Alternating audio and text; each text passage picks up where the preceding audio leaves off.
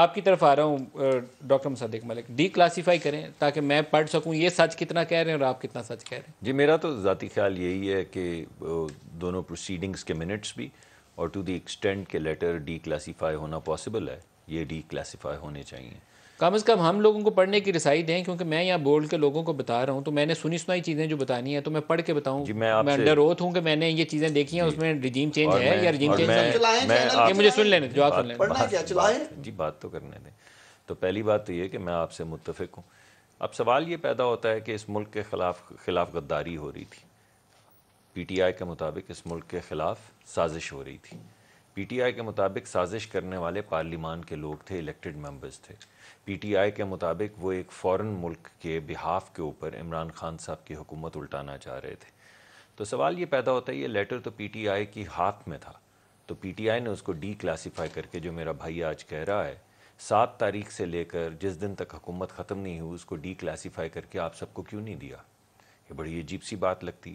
دوسری اہم بات یہ ہے کہ انہوں نے تو جو بریفنگ کی تھی اس میں بھی نہیں بلایا. میں انتظار کر رہا تھا کہ شاید ہمیں بلائیں گے، 3-4 جو سینئر لوگ ہیں اس کو بلا کے دکھائیں گے کہ یہ چیزیں، اس میں بھی مجھے نہیں تھا بلایا. میں آن ایئر بتا رہا ہوں، اور اگر یہ اس کو نگیٹ کر سکتے ہیں تو اس یہ کر سکتے ہیں، پاس بیٹھے. آپ بتائیے. دوسری اہم چیز یہ ہے جی کہ یہ جو جس ملک کے اوپر انہوں نے الزام دیا ہے اسی وزارت خارجہ کے بہت بڑے ایک جو افسر ہیں ان کو انہوں نے OIC کی میٹنگ میں کیوں بلایا؟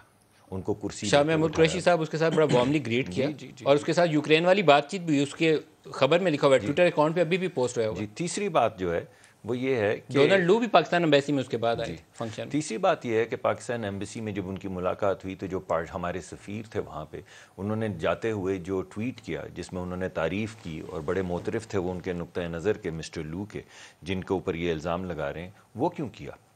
چلیں یہ تو ڈی کلاسیفائی، یہ تو تفصیل میں نے آپ سے پہلے بات کر لی. ڈی کلاسیفائی کرنا چاہیے جی میرے خیال میں بالکل کرنا چاہیے، ملکی مفاد میں کرنا چاہیے، کم از کم اسمبلی کے منٹس آف دی میٹنگ کم از کم جو ہے وہ تو ضرور ہونے چاہیے. ایک آخری بات جی اگر آپ اجازت دیکھیے، آج DGISPR نے کہا کہ اس میں کسی قسم کی سازش کا کوئی ذکر نہیں.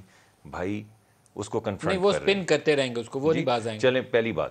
دوسری بات انہوں نے یہ بھی کہی کہ امریکہ نے ہم سے آج تک بیسز نہیں مانگی، تو ایبسلیوٹلی ناٹ کا تو میں سوال ہی نہیں یہ سنواتا ہوں آپ کو. پہلے پرائم منسٹر عمران خان کا وہ انٹرویو سنائیے. ایبسلیوٹلی ناٹ، کیونکہ میرے خیال میں پرائم منسٹر نے تو انٹرویو میں کہہ دیا تھا، وہ ایک اچھا پاورفل سٹیٹمنٹ تھا، لیکن پی ٹی آئی نے اس کے بعد جو ڈھول بجائے تھے نا، بعض سفارتی چیزیں ایسی ہوتی ہیں کہ آپ کو احتیاط کا دامن نہیں چھوڑنا چاہیے.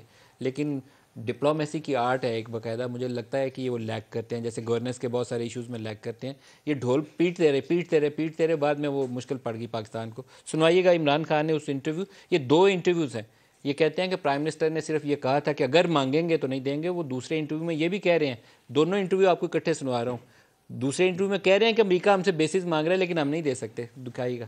Do you allow the American government to have CIA here in Pakistan to conduct cross-border counter-terrorism missions against Al-Qaeda, ISIS, or the Taliban? Absolutely not. There's no way we're going to allow any bases, any sort of action from Pakistani territory into Afghanistan. Absolutely not. We cannot afford now, if there is civil war, what US wants is bases in Pakistan if there's civil war in Afghanistan. So, but if there's civil war in Afghanistan, we will immediately get stuck into it. There will be terrorism within Pakistan. We do not want, apart from anything else. اب prime minister صاحب کا ایک clear statement ہے، ابہام نہیں ہے. Absolutely not والے interview کے بعد دوسرے انٹرویو میں، شاید PBS کا انٹرویو امریکن نیٹ ورک کے ساتھ ہی، کہ امریکہ ہم سے بیسز مانگ رہا ہے، ہم نہیں دے سکتے.